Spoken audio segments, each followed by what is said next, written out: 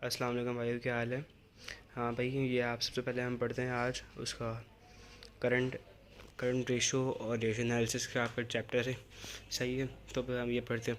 सबसे पहले देखो यार, रेशो होता है क्या है। आप रेशो इसलिए इस्तेमाल करते हो, रेशो का यूसेज ये है कि आपको अपनी कंपनी की स्टैंडिंग पता चल रहा है कि आपकी कंपनी किस लेवल पे किस स्टेप पे चल रही है। जैसे प्रॉफिट है, प्रॉफिट का क्या मार्जिन होगा, मतलब इसमें क्या है, मतलब ऐसी एग्जाम्पल्स होती है इसके अंदर, ऐसे क्वेश्चन बनते हैं इसके अंदर। और सबसे पहले ये तो बेसिक्स है, और इसके अंदर ज़्यादा आपको परसेंटेज निकालनी होती है, आपको रेशो निकालना होता है। जैसे प्रॉफिट मार्जिन, प्रॉफिट मार्कअप। सबसे पहले ये कॉन्सेप्ट समझना हो कि स्टेक होल्डर्स क्या होते हैं और किन लोगों का इंटरेस्ट होता है बिजनेस पे। तो स्टेक होल्डर के अंदर सबसे पहले ओनर्स आ गया। ओनर्स के अंदर दो चीज़ें होती है, प्रॉफिटेबिलिटी और लिक्विडिटी। देखो, लिक्विडिटी वो होती है कि मतलब आपके पास इतना कैश फ्लो हो कि आप अपने डे टू डे एक्सपेंसेस और अपनी लाइबिलिटी को पे ऑफ कर सको।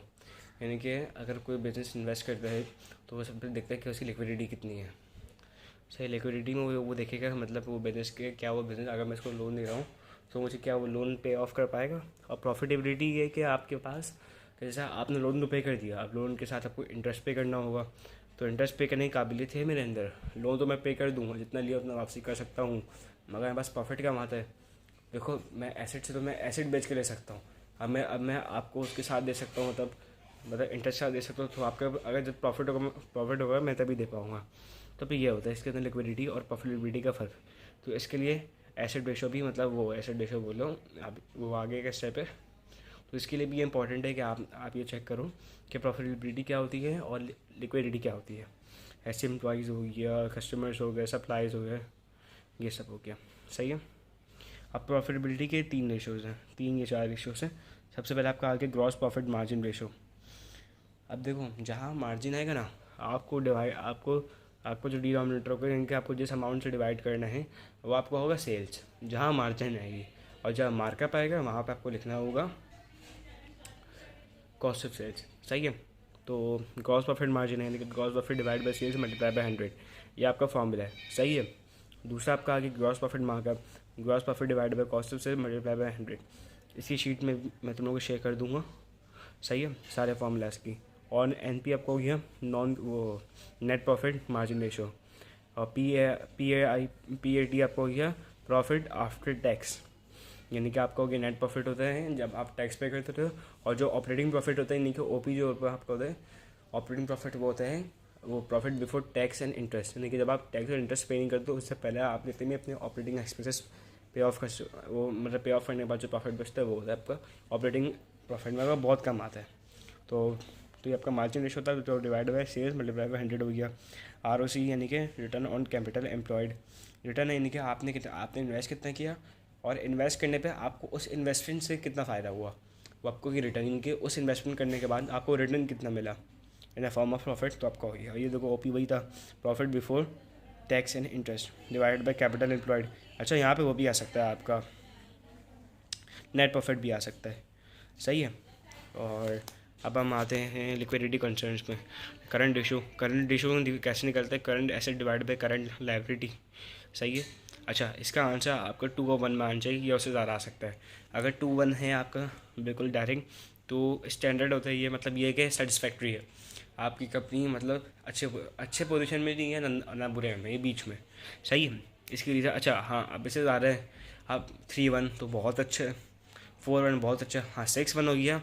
वो जो एक्स्ट्रा होता है ना, जो एक्स्ट्रा कम और जो एक्स्ट्रा ज़्यादा होता है, तो वो गलत होता है। हाँ, कुछ डिफरेंस हो गया तो वो सही होता है, जैसे 3, 4, 5 तक, 5 तक काबिल बर्दाश्त होता है, 6 तक तो फिर तो भाई उसका कोई ऑरिजिन्स होते हैं।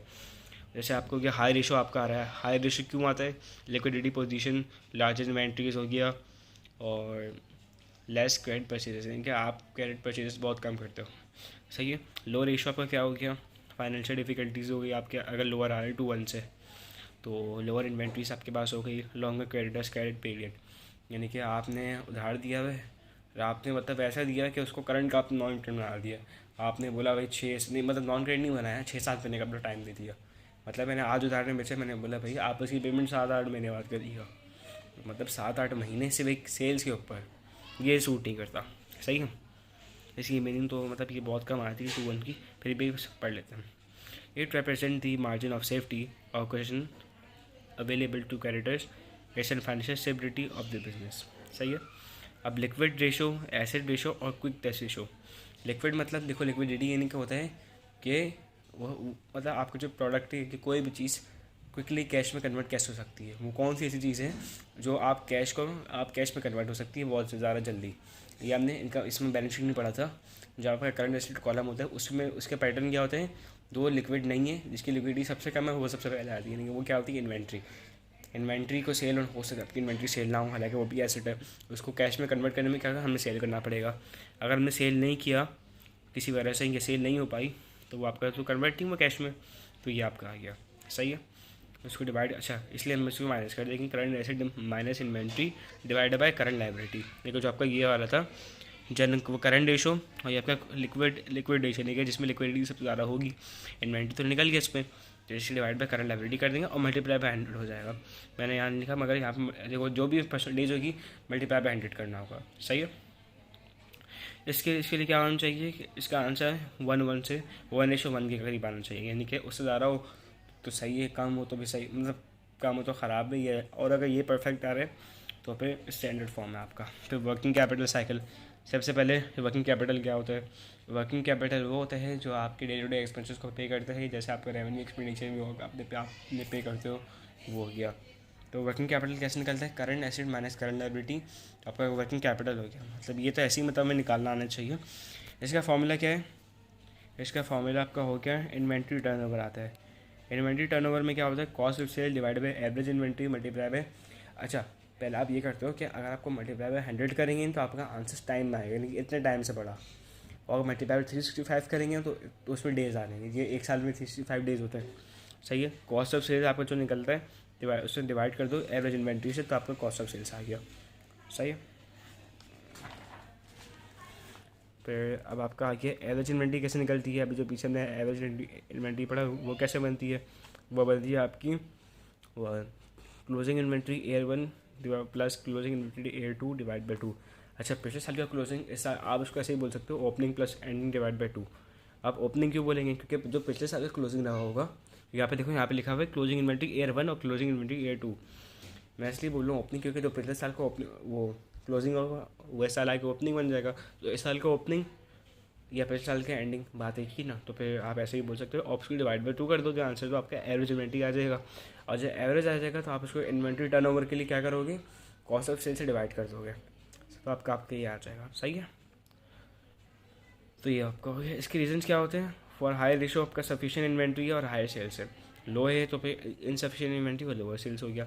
इन्वेंट्री पीरियड यानी कि इन्वेंट्री कब सेल्स हुई, कि मतलब कितने टाइम में सेल्स हुई है, तो आप उसी का ऑपोजिट करोगे इन्वेंट्री टर्नओवर से, यानी कि सेल्स को आप टाइम में कन्वर्ट करोगे तो क्या होगा, रेसिप्रोकल हो जाएगा।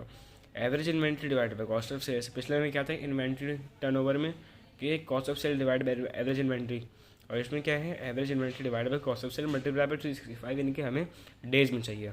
इसमें क्या होता है, इसमें आपका आंसर कम होना चाहिए, लोअर होना चाहिए, तो वो बेटर होता है सारा। डेटर्स टर्नओवर रेशो यानी कि आपका ट्रेड रिसीवेबल्स हो क्या डेटर्स की बात है की है, तो credit sale divide by average debtors, और इसमें हाई ज़्यादा बेहतर होता है। तो ये आपको हो गया कि करंट एनालिसिस वो इलेक्शन एनालिसिस हो गया। इसके पास अब हम करते हैं। हाँ भाई देखो जैसे अब ये पास वाला क्वेश्चन है, ये मैं सेंड कर दूंगा, ये आपका अक्टूबर नवंबर 2013। सही है। अब इसका क्वेश्चन गिवन था, आपका सारा डाटा गिवन था, ग्रॉस प्रॉफिट रेवेन्यू हमें फाइंड आउट करना था। Calculate to decimal place in the following ratios at 30 April 2013, यानी कि आपको 3 साल का पिछले 3 साल का डाटा गिवन है, इस साल का, पिछले साल का और उससे पिछले साल का।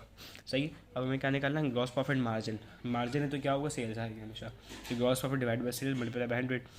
ग्रॉस प्रॉफिट हमारे पास कितना है यहाँ पे 75,000, सेल्स कितनी है हमारे पास 3 लाख, तो 75 divide by 3 lakh multiply by 100 कर दोगे, तो आपका मार्जिन है 25%, तो आपके यहाँ ग्रॉस प्रॉफिट मार्जिन में 25% लिख दोगे, यानी कि सेम है। ये आगे काम है। ऐसे ही आप नेट प्रॉफिट को क्या करोगे, नेट प्रॉफिट आपका क्या था, नेट प्रॉफिट आपका अमाउंट था, एक मिनट, आपका नेट प्रॉफिट था ये 27,990 था, उसको आप डिवाइड कर दोगे 3 लाख से, मल्टीप्लाई बाय 100 कर दोगे, तो आपका आंसर आएगा 9.3%, और आप यहाँ सेकंड कॉलम में पुट कर दोगे। सही है। और थर्ड आपका होगी रिटर्न ऑन कैपिटल एम्प्लॉयड क्या था ऑपरेटिंग एक्सपेंसेस वो सॉरी ऑपरेटिंग प्रॉफिट, यहाँ पे नेट प्रॉफिट, यहाँ पे ऑपरेटिंग नहीं है, यहाँ पे नेट प्रॉफिट है, तो डिवाइड बाय किसे कर देंगे, आपका जो कैपिटल एम्प्लॉयड था। कैपिटल एम्प्लॉयड कैसे बनते हैं, नॉन करंट लाइबिलिटीज़ प्लस आपके हो गए वो आपका जो कैपिटल इन्वेस्टेड है। तो यहाँ पे नॉन करंट लाइबिलिटीज़ तो नहीं है, तो आप डायरेक्ट कैपिटल में कर दोगे। तो कैपिटल एम्प्लॉयड आपके पास कितना था, कैपिटल इस साल का 2,40,000, तो 2,40,000 से आपने 27,000 का डिवाइड कर दिया, तो और आपका आंसर है 11.66। तो आप ये तीनों डेटा यहाँ पे एंटर कर दोगे। सही है, अब डेटा एंटर कर दिया, पहले को मैच करते हैं। अच्छा देखो, पहले अगला क्वेश्चन क्या बनता है, अगला क्वेश्चन हो गया using the ratios calculate in part A, comment on the profitability over the 3 years. अब हमें कमेंट करना है कि आपने क्या एनालाइज किया इससे। सही है, पहला आपका आंसर क्या था 25%, और यहाँ पे क्या था पिछले 2 साल का 25%। तो मैंने यहाँ पे आंसर क्या लिखा, आंसर देखो, the amount of the gross profit has been increase from the previous 2 years, the GP margin remain constant. यानी कि जो आपका ग्रॉस प्रॉफिट मार्जिन है, मतलब आप कमेंट करने कि आपने वर्ड्स में कि आपने क्या एनालाइज किया इसके डाटा को देखते हुए। सही है, दूसरा वाला क्या था 9.3% था, और यहाँ पे आपका क्या था नेट प्रॉफिट का पिछले 2 साल का 12, फिर 10, फिर 9, यानी कि ये पिछले 2 साल से वो मतलब कम हुआ असेंडिंग ऑर्डर।